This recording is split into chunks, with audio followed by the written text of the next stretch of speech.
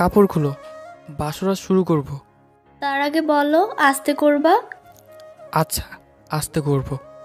ব্যথা দিবা না তো? আমার আগেও কি কেউ ব্যথা দিয়েছিল নাকি? আমার বান্ধবীর যে বিয়ে হয়েছে, ওর স্বামী নাকি বিয়ের রাতে খুব ব্যথা দিয়েছে। আরে ধুর বোকা, বিয়ের দিন ওরকম একটু তো হবেই, ভয় পেও না। আচ্ছা, তাহলে চলো বাসর রাত শুরু করি।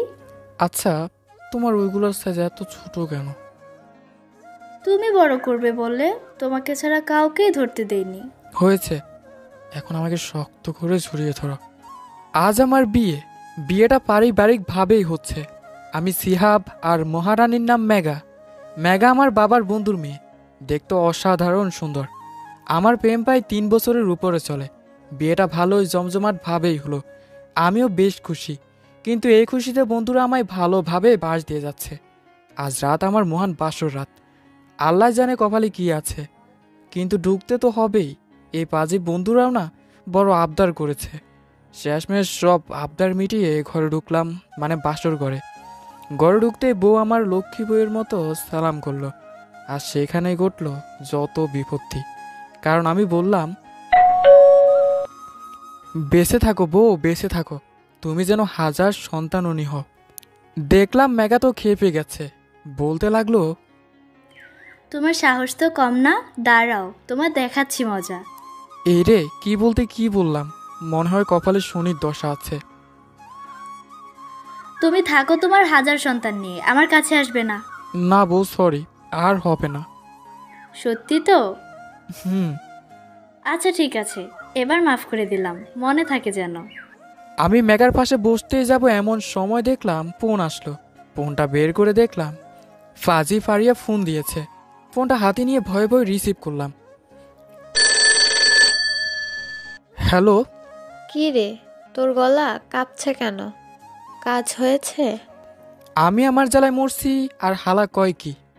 আরে ভাই, কিছুই হয় নাই, বউকে জড়িয়ে ধরে আদর করতেছি তো তাই। ও, তবে ঠিক আছে, দেখিস, ভয় করিস না। Okay bye. মেঘা আমার দিকে এগিয়ে আসলো আর ফোনটা চেক করলো। তারপর পারিয়ার নাম্বার দেখে তো আবারও খেপে গেল আর বলতে লাগলো, এই ডাইনির সাথে তোমার কি? হ্যাঁ, অন্যের সাথে প্রেম করবা আর আমার সাথে বিয়ে? তোমায় দেখাচ্ছি মজা। আজকে তোমার ঘরে জায়গা নাই, বাইরে যাও। তাহলে শোভ কোথায়? তুমি জাহান্নামে যাও। বন্ধুরা একের পর এক ফোন দিচ্ছে যে বাসর রাতের অবস্থা কেমন জানার জন্য। আরে সালারা, আমার পাচ্ছে আর তোদের আনন্দ হচ্ছে। যদি হাতের কাছে পেতাম না তাহলে দেখতাম মজা। কি আর করা, বাইরে বসে চাঁদ দেখছি। বাসর রাতে আমার ভালোই বাস গেল। আগে তো ঘরে জায়গা দিয়েছিল, কিন্তু এখন তো সোজা বাইরে বের করে দিল। যাদের সাথে না হয় বাসর রাত হোক, তাই বলে মনকে সান্ত্বনা দিচ্ছি। আর পাগলিটার কথা ভাবছি। মেঘনাকে যেদিন প্রথম দেখি সেদিনই ক্রাশ খাই, কিন্তু যে আগেই বলার সাহসী হতো না। মেঘাকে আমাদের বাসাতেই দেখেছিলাম প্রথম। সেদিন রাতে আমি গিটার বাজাচ্ছিলাম, হঠাৎ কখন যে একটি মেয়ে আমার পাশে এসে বসেছে আমি খেয়ালই করিনি।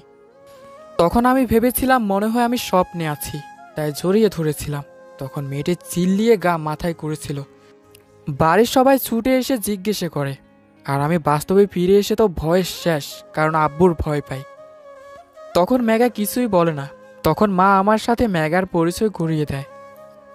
মেঘা নাম শুনেই তো আমি ক্রাশ, কারণ মেঘা নামটা আমার প্রিয়। কারণ মেঘা নামটাই আমার প্রিয়। তারপর থেকে মেঘার সাথে সময় কাটানো, মেঘার শেয়ারিং আর কেয়ারিং আমাকে মুগ্ধ করেছিল। অবশেষে মেঘাকে ভালোবেসে ফেলি। কিন্তু মেঘা খুবই রাগী আর খুবই জেদি, যেটা বলে সেটাই করে। আমাকে কোনো মেয়ের সাথে কোনো কথা বলতে দেখলে তো মহারানীর রেগে আগুন। তাই আমার নিষেধ ছিল, কিন্তু আমায় খুব ভালোবাসে, আমিও অবশ্যই ভালোবাসি। আর একটু আগে যে ফারিয়া ফোন দিয়েছিল না, সেটা আমার ফ্রেন্ডস, বলতে জিগারের দোস্ত। ফারিয়া শুধুই আমার বন্ধু, তাও মেঘা ওকে দেখতেই পারে না, কারণ ও ভাবতো আমাদের মধ্যে হয়তো ইটিস পিটিস মানে প্রেম আছে। কিন্তু বিশ্বাস করুন, ফারিয়া শুধুই আমার ফ্রেন্ড। আজ এ বজ্জাত মেয়েটার কারণে বাসরাতে বউয়ের ভয়ঙ্কর রাগ, তাই মন খারাপ করে বাইরে তাকিয়ে আছি। এমন সময় কারা স্পর্শ অনুভব করলাম, খেয়াল করলাম মেঘা। আমি কিছু না বলে অভিমান করে দাঁড়িয়ে আছি। মেঘা বলছে, বাবুটা রাগ করেছে? বাবুটার মন খারাপ? বাবুটাকে কে বকেছে? বউ। এই, তুমি কি কিচ্ছু বোঝো না, হ্যাঁ? আমি নিচের দিকে তাকিয়ে আছি, দেখলাম মেঘা আমায় শক্ত করে জড়িয়ে ধরেছে। আমিও তো কিছুই বলছি না, কারণ দেখি না পাগলিটা কি করে। মেঘা আমার মুখের দিকে তাকালো, তারপর আমার হাত ধরে টানতে টানতে নিয়ে গেল ঘরের ভিতরে। আমায় খাটের উপর ধাক্কা দিয়ে ফেলে দিল। তারপরে তো সবই উপরে শুনতেই পেলেন। আমাদের লাগে দোয়া করবেন যাতে এভাবেই আমরা ভালো থাকতে পারি। সবাইকে অসংখ্য ধন্যবাদ। আল্লাহ হাফেজ।